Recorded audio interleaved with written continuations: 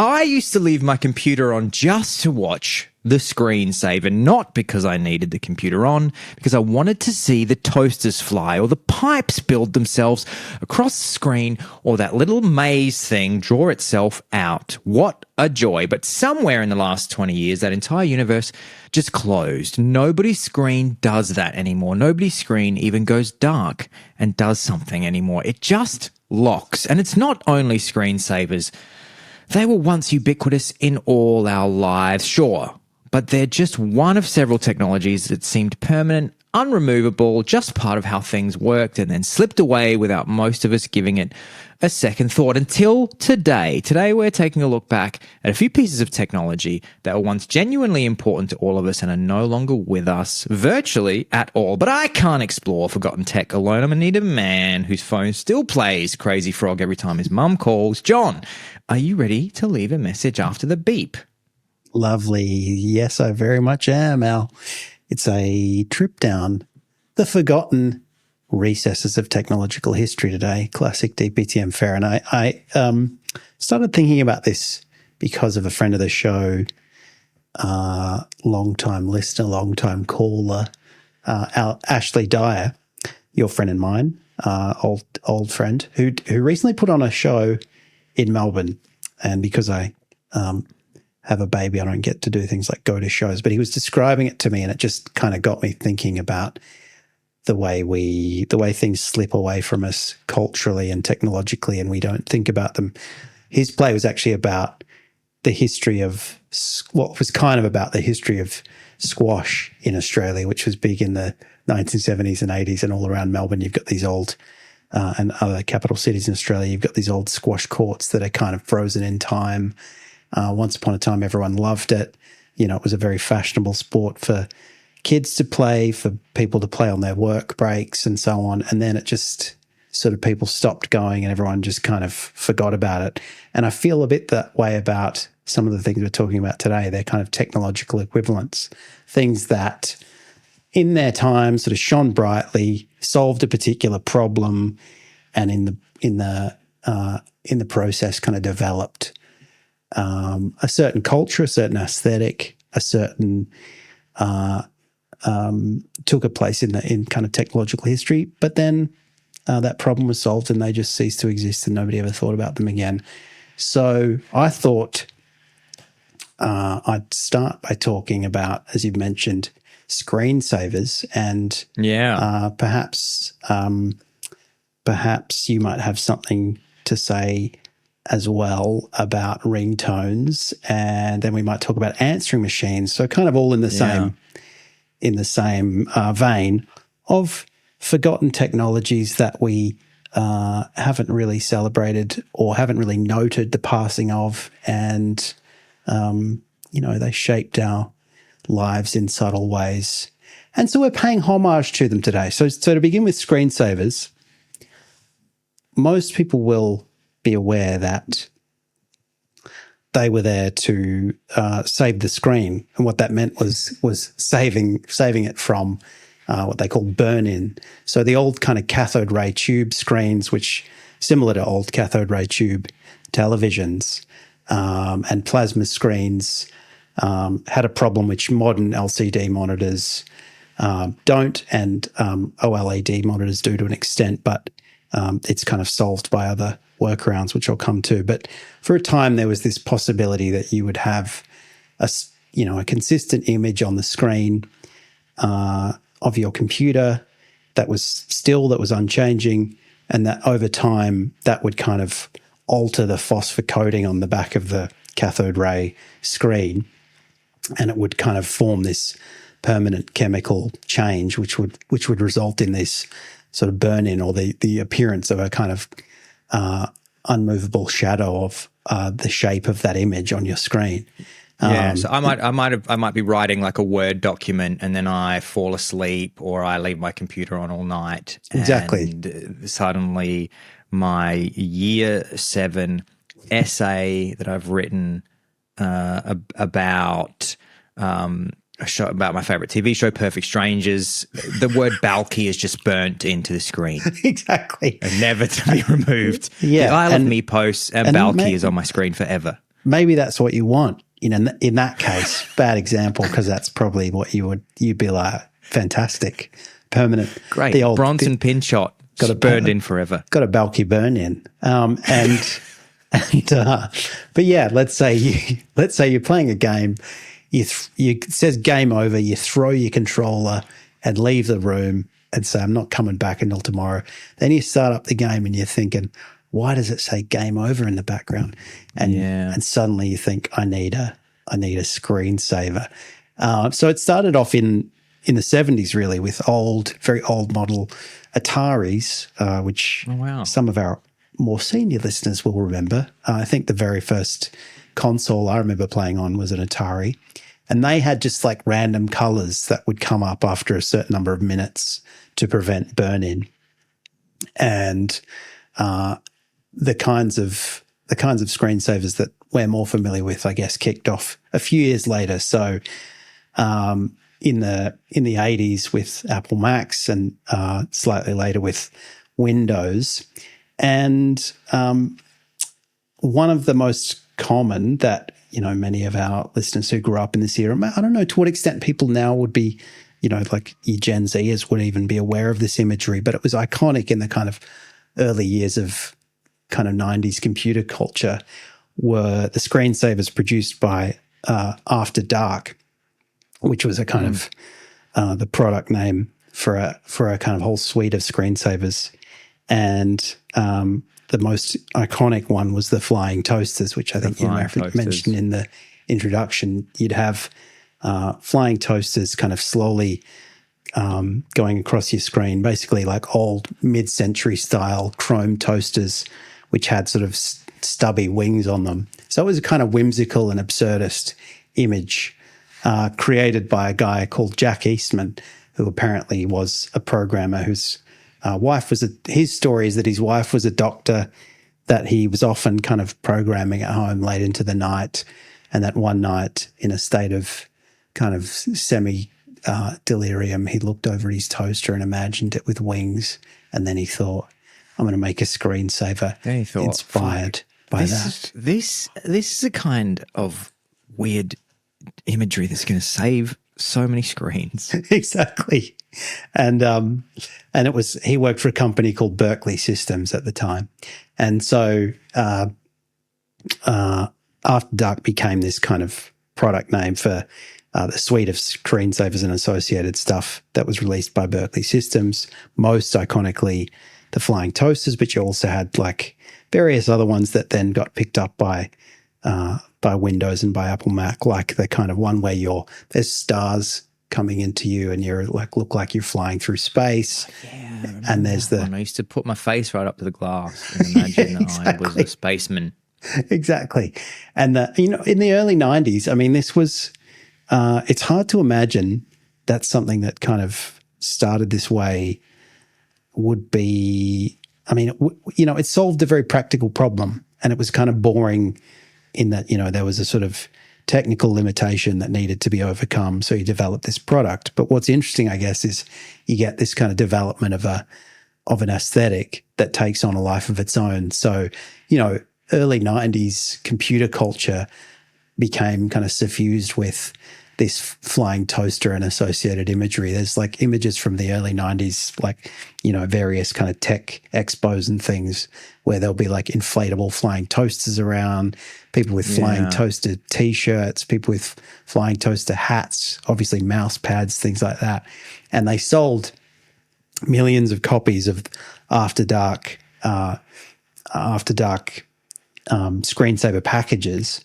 And eventually they were sued by Jefferson Airplane because Jefferson Airplane on one of their albums had, which is called 30 Seconds Over Winterland, had a series of flying toasters. Seems unlikely to me that it wasn't copied from them because flying toasters is a pretty weird idea, but they hadn't bothered to copyright it, so they didn't get anywhere.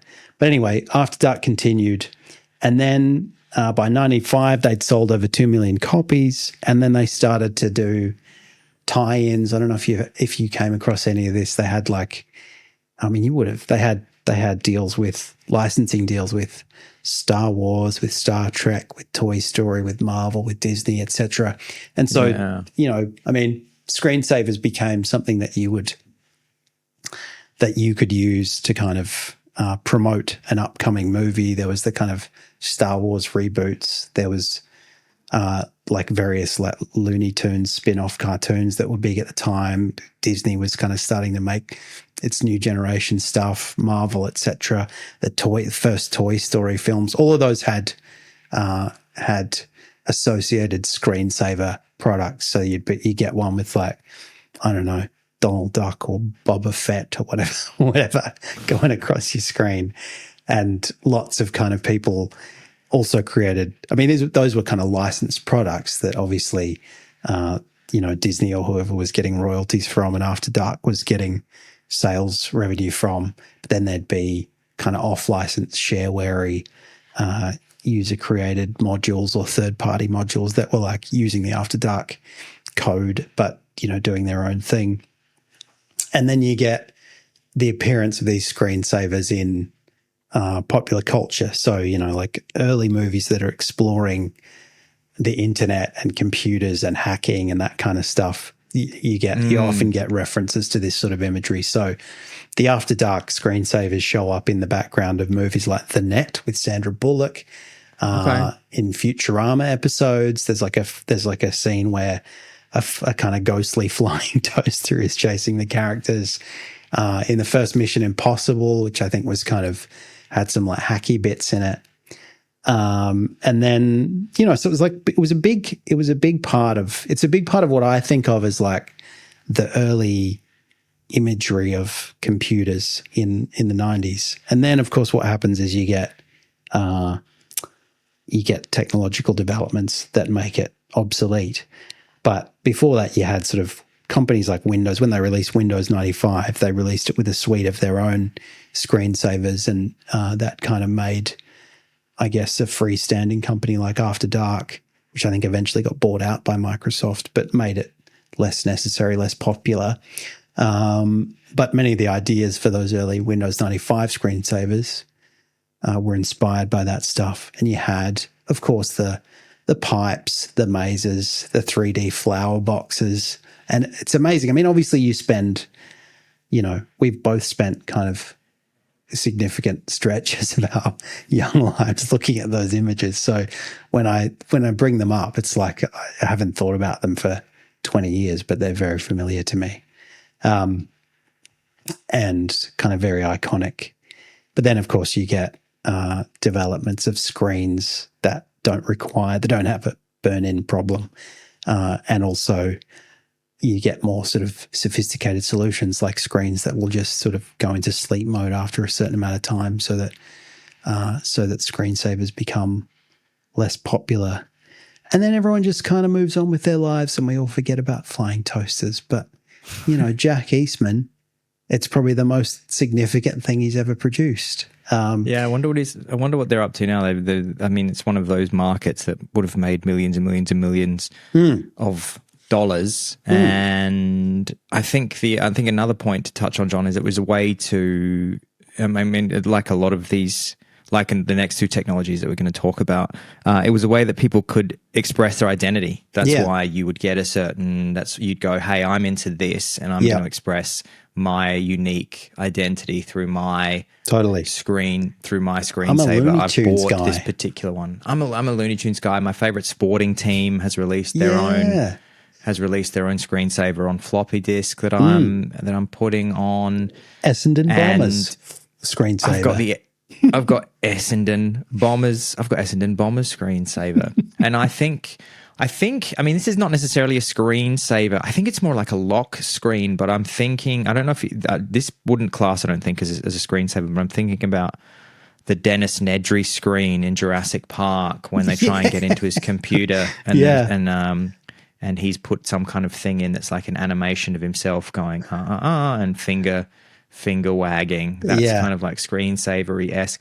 And then I think also, I don't know, I think this maybe became a screensaver, but the 3D dancing baby that was featured in an Ally McBeal episode. Yeah. I think that was just an early internet thing. Somebody released a 3D animation of the dancing baby, and I think eventually that became a screensaver. Yeah, that's right. That's right. I'm sure it did. And then you had things like, I mean, people went as far as there was a thing called Johnny Castaway, which was a screensaver that you could buy where the plot line, it had like a narrative which developed over. I kind of remember this. Yeah, developed over several months. And so, it was like a guy, I guess, on a desert island, and then various things would happen to him. And, if you just left it running, you could kind of watch this narrative unfold. Yeah. And so things like such a clever idea. It is. And sometimes what would happen is like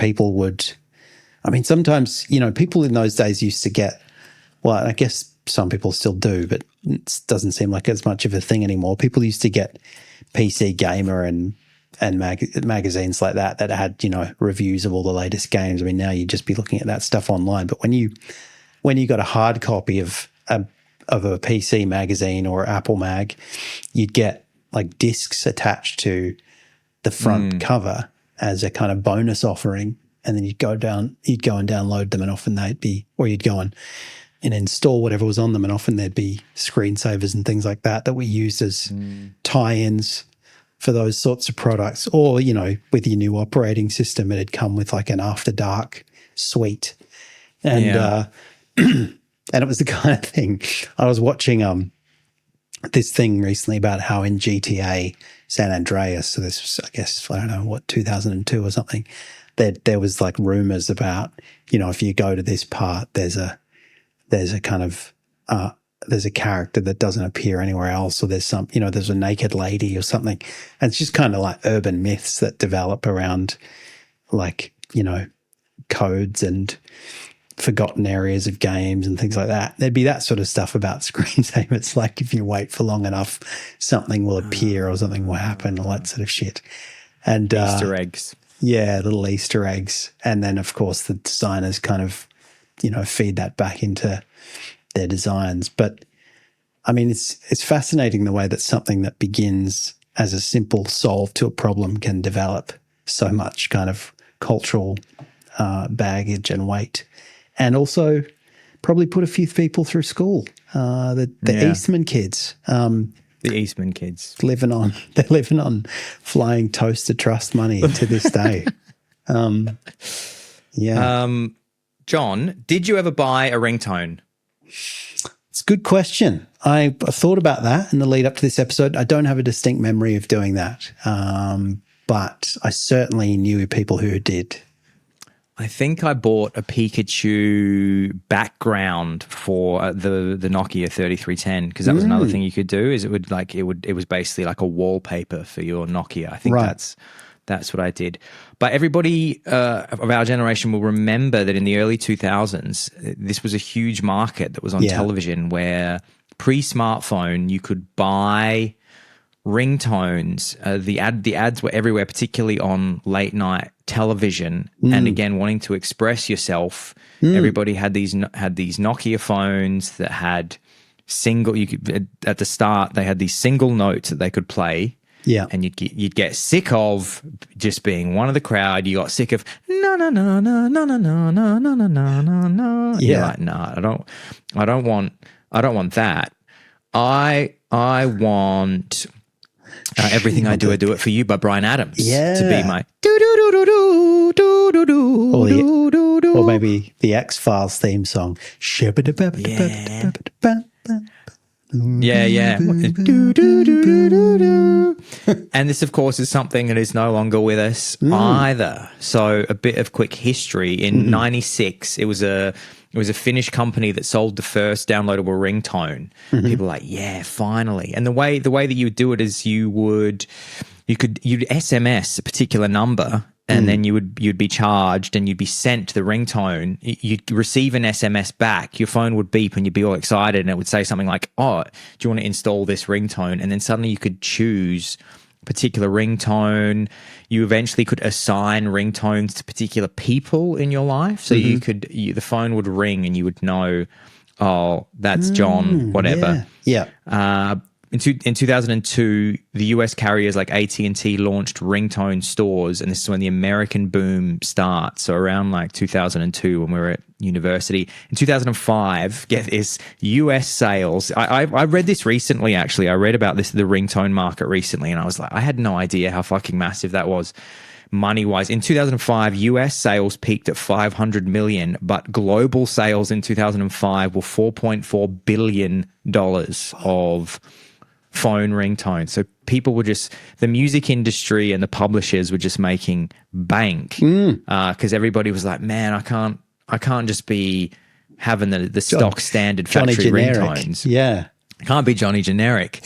And then the peak was in 2007 in the US. The US, I think, market was the US market itself was 1.6 billion, which was 10% of all music sales. So ringtones accounted for 10% of the music industry in 2070. And analysts were predicting that there would soon be a $10 billion market.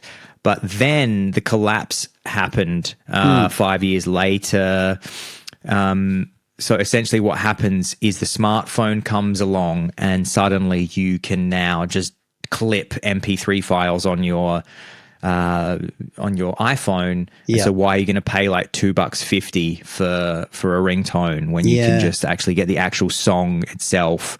But before the smartphone, a Japanese company had developed a polyphonic technology so that your phone could play more than one tone at a time. So you started having these quite basic MIDI sounding ringtones and that was a cool thing to have. I remember people suddenly had these phones that could play like MIDI chords, and I thought, wow, that's crazy. Now I can hear the chords of these not just like of these beautiful robotic digga-digga-digga. You could hear sort of like complex melodies. Yeah, but it was a really interesting moment because it was seen at the time as saving the music industry a little bit from Napster and MP3 and file sharing, because that was like a late 90s movement that was taking a lot of money out of the music industry. And suddenly the music industry was like, oh, sweet, we've got this thing. We can sell these pissy little ringtones. We got to pivot. The future of the music industry is all tones. Yeah, that's right. And I was really interested to find during my research that one of the companies that was like the leader of this movement was called, in some territories it was called Jamba, and in other territories it was called Jamster. And you'd be on Channel 10 in Australia late at night, it was 12, and you'd suddenly see a Jamster ad, and it would be like, Jamster, you text this number for all these songs, and then a list of the songs would come up and the number on the screen.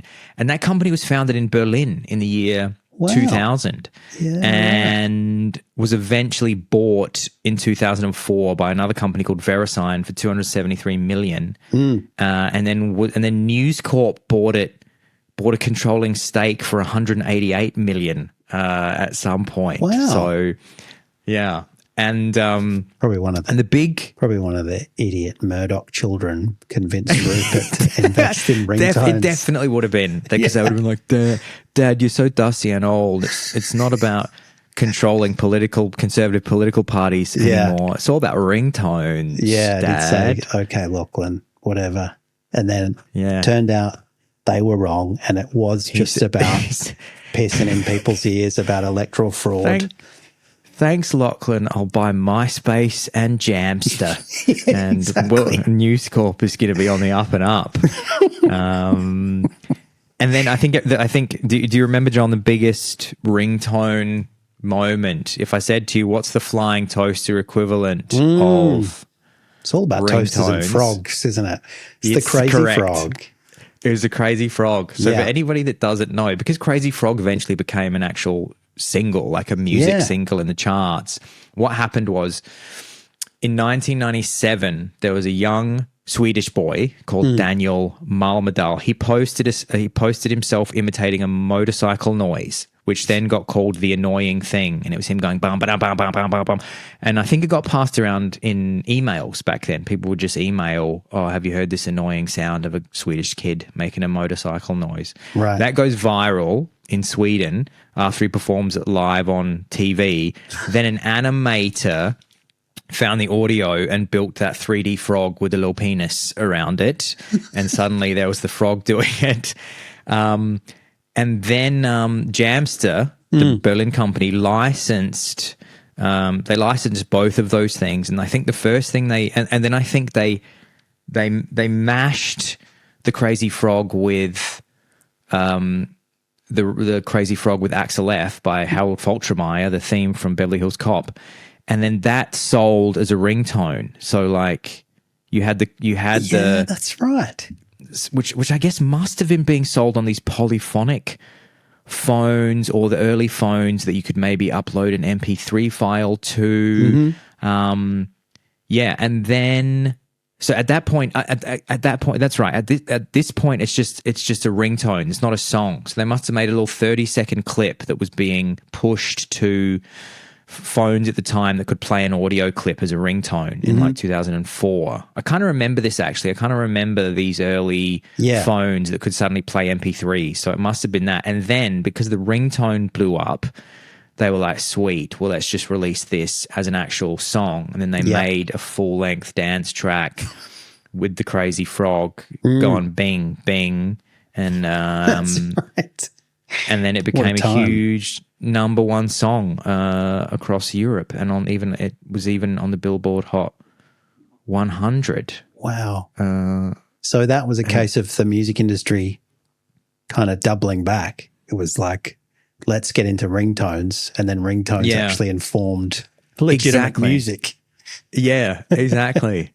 What a dark time that was for culture. Yeah, we've suddenly thought, fuck. We've gone from Beethoven's Seventh to like dancing around to ringing. Are we just gonna be like dancing to ringtones at our wedding now? Right. People are very upset about AI music, but I think that's way less depressing than Crazy Frog. Yeah.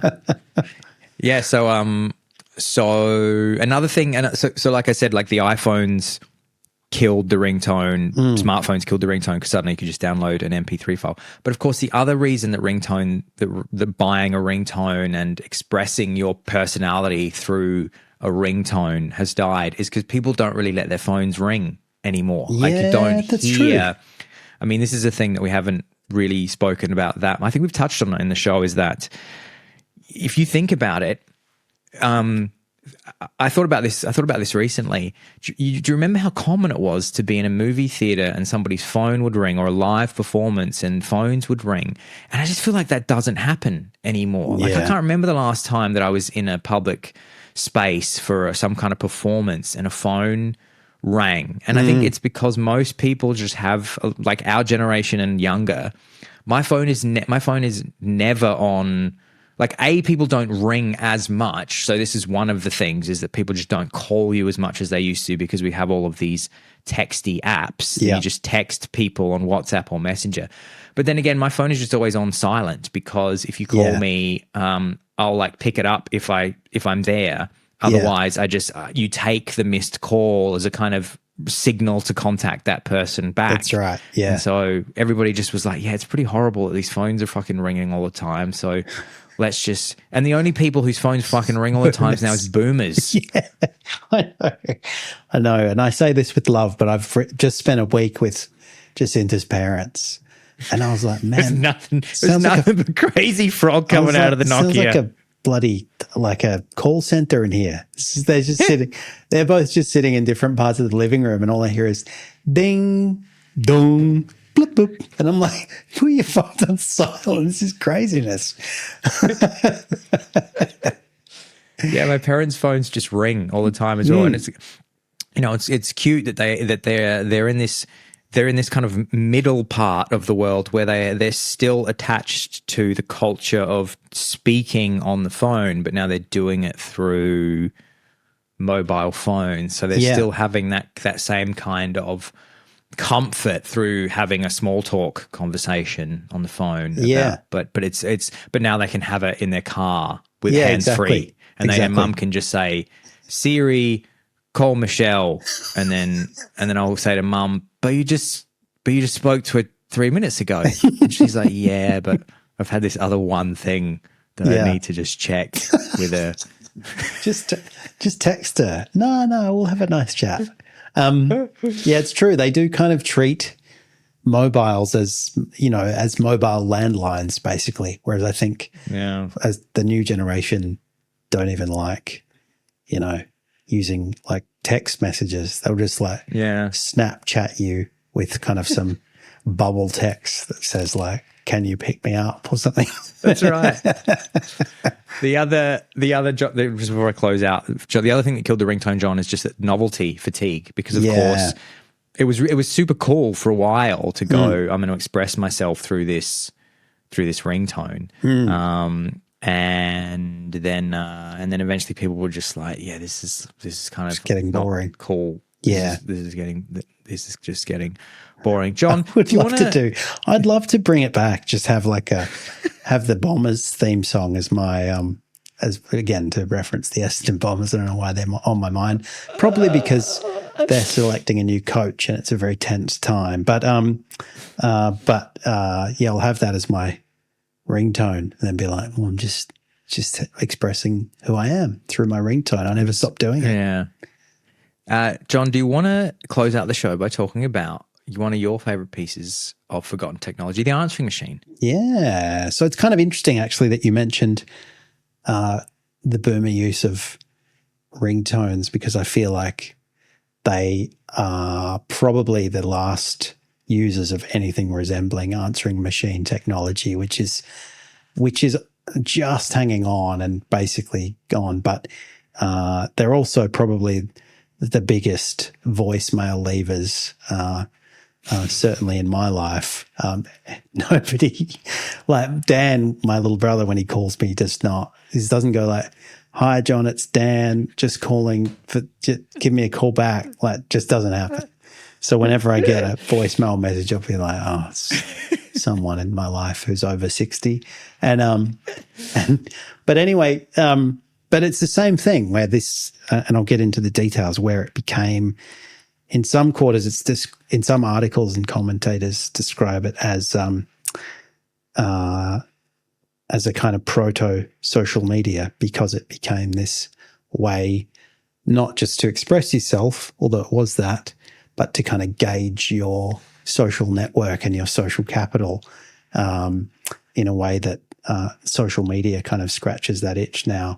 But answering machines of all these technologies are by far the oldest. So the kind of the earliest iterations of what became answering machines, the earliest technology, although it wasn't widely adopted, dates back to the 1930s, amazingly.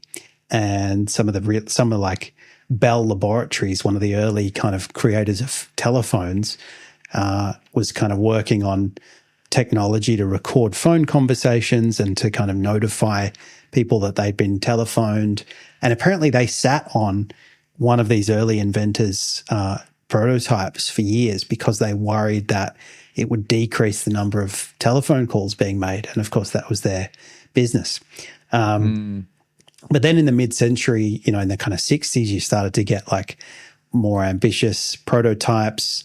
But it wasn't until the 1980s that things started to get more affordable and more widespread. And I won't go into the whole mess of detail, but basically it had to do with the restructuring of AT&T in America, which allowed people to kind of have more control over their phone devices and by freestanding answering machine technology and things like that. But the earliest one that was a kind of automatic answering machine was apparently a 3-foot tall machine made by a guy called Willy Muller in 1935, popular with Orthodox Jewish people because they were forbidden to answer the phone on the Sabbath. So an answering service was quite useful for them. But then you had, as I said, from the 1980s, you had more affordable answering machine technology. It began to be sold as a kind of freestanding device that you would buy alongside your phone, and you would use cassette tapes to record the messages, and you'd record or sometimes use a pre-recorded answering machine message, which could be, of course, you saying, it's John, leave a message after the beep. Or it could be someone who you'd something that you'd kind of purchased to be a kind of amusing stand-in for you doing that. So there's a company that I looked into called KTEL, which had like a bunch of which basically partnered with actors and impersonators and to some extent with kind of minor celebrities to produce, essentially kind of novelty answering machine messages, which was kind of, and Radio Shack similarly had this kind of technology. You go to Radio Shack, you pick up your answering machine, but you'd also get a cassette tape if you wanted, which would have sometimes like reasonably well-known actors on it, and sometimes just people who are really good impersonators of well-known actors who could do like answering machine messages in their voices. Sometimes they do like Laurel and Hardy or Alfred Hitchcock or, Star Trek themed answering machine messages. And again, people would use these because they wanted to show that they had a bit of individuality and a sense of humor and so on. And there's a nice description from the Library of Congress blog, which says, one of the most, I'll just quote from it because it's a nice way of expressing the point. One of the most striking aspects of the household answering machine is the range of unintended uses it facilitated. Beyond creating a world in which continuous telephone availability was expected, answering machines became a kind of proto-social media platform. They allowed users to surveil others, including friends and family, through call screening. They allowed users to express their unique personalities through customized outgoing messages, and their blinking lights and message count features represented a form of social metric that registered one's popularity. Without answering machines, you never knew if anyone called while you were away. With them, you knew exactly how many calls you received, including the fact that nobody called. And it goes on to say, these secondary functions, none of which motivated the technology's original development, are important because they illustrate how technology is shaped by users and how, in turn, these uses can shape new social norms. And that's the kind of deep divey analysis that we're all about here on Don't Praise the Machine. The flashing red light on an answering machine is essentially a proto notification bell where you're getting a little dopamine hit knowing that 100%. Somebody has engaged with your content. Exactly. It's the same, you get home from being out and you've got a whole bunch of, you got the flashing red light, then you hit the button and it says, you have 9 messages, and you go, fuck yeah, I'm doing all right. And it's like, exactly. It's like getting, or you have, or you have 0 and you have no new messages. Yeah, that's right. And in fact, that probably leads into, John, I mean, I think of all the technologies that we've spoken about, the most culturally present in film and TV and advertising was the answering machine. I mean, every movies and TV are just filled with answering machine scenes. Music, I'm thinking straight away, De La Soul, Ring, Ring, Ring, the chorus, hey, how you doing? Sorry, I can't get through. Why don't you leave your name and your number and I'll get back to you? It's literally, the chorus is literally his answering machine message to people trying to get in contact with him so that De La Soul will sign your hip hop group. Exactly. Then you have a lesser known one is on Tool's seminal album Anima. You had a message, a kind of abusive message from, I think it was an angry landlord to Maynard James Keenan, and that was it kind of became the starting message for one of their songs. And then you had that song. Remember that song that was basically, whether fictitiously or not, it was a message left on the answering service for a radio station, and it was somebody trying to prompt them to give him the details of a song that he had in his head, and he couldn't remember what the song was, and so he says in the message, and it kind of goes dun dun dun dun dun dun dun dun dun dun, dun, dun, dun. And then the song was basically based on a kind of reimagining of what the song he was trying to remember would have sounded like. So it was very clever. But then then I think about in Seinfeld, for example, there are several full of it's full of answering machine scenes. It is, yeah. It's like a big aspect of the show. Famously, I mean, there's an episode where George records a series of messages on this woman's answering machine that he regrets leaving. So him and Jerry try and go in and swap the tape under false pretenses. There's one where George is screening this woman's calls so that she can't break up with him, and he records this stupid novelty answering machine message. Of course, believe it or not. Yeah, yes. Believe it or not, I'm not home. George isn't at home. Yeah, exactly. There's one where Jerry gets home and plays a message from George where he says, "Are you still inviting that girl? I know you said she has a laugh like Elmer Fudd sitting on a juicer." And of course, Jerry's playing this, having brought this girl into the room, so she's able to hear the message, and she breaks up with him. It's just kind of full of it, and it's obviously part of everyday life for that set. There's the Simpsons scene where I forget which child it is that's trying to prevent the family from finding something out, and I think a message has been maybe it was Bart trying to stop the store detective after Bart. I think this is right. When Bart gets caught trying to steal Bone Storm, and then the store detective leaves a message on the Simpsons answering machine. Yeah. And then Bart rushes home to change the tape, and he changes it with that Camp Granada song, which I think is like Dean Martin or someone. And so when Homer presses play to listen to the answering machine messages, it just goes, "Hello, mother. Hello, father. Here I am at Camp Granada." And then Homer just famously says, "Marge, is Lisa at Camp Granada?" Which is just great. It doesn't make any sense that him hearing that message would think that Lisa was at Camp Granada. Yeah. God, that's a good episode. And the security guard is initially, it sounds like he's talking to them, but he's just got this. He leaves pauses and goes like, "That's right. Yep. Uh-huh. Yeah, it's a terrible shame. They weren't home, but I left a message on the machine." Yeah, left a message. Yeah, it's great stuff. And of course, there was the famous Swingers answering machine scene. So the Jon Favreau, when he's kind of met this woman after sort of going back hesitantly to the dating scene after breaking up with his girlfriend, he leaves a message, gets kind of cut off midway through the message because, of course, people had, in the days before voicemail, you recorded your answering machine messages on tape, on cassette tape, on magnetic tape. And so you had limited bandwidth.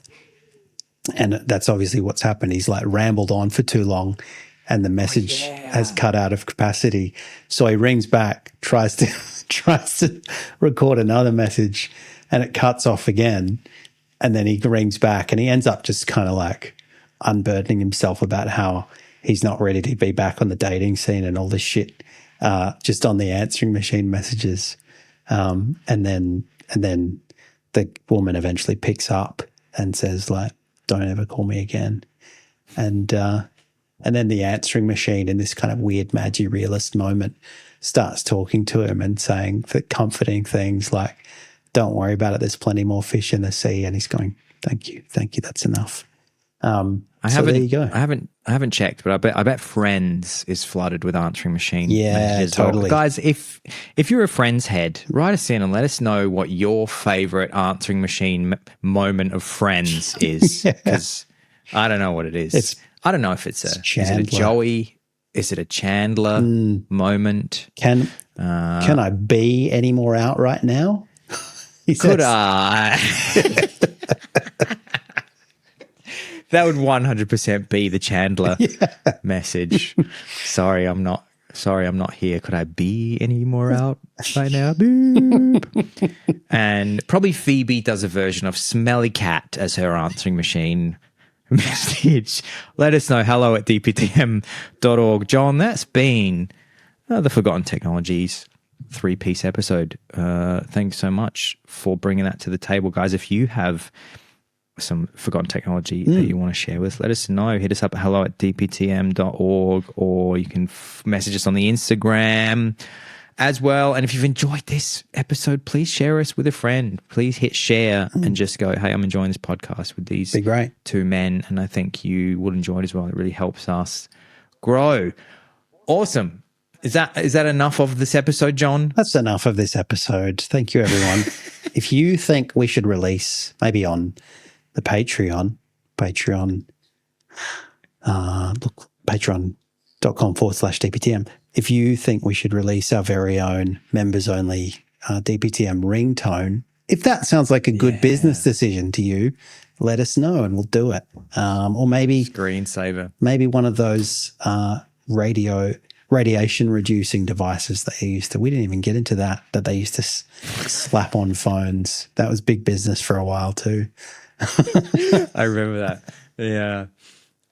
Cool. All right. Thank you so much, everybody. And we can't wait to see you next week. The podcast.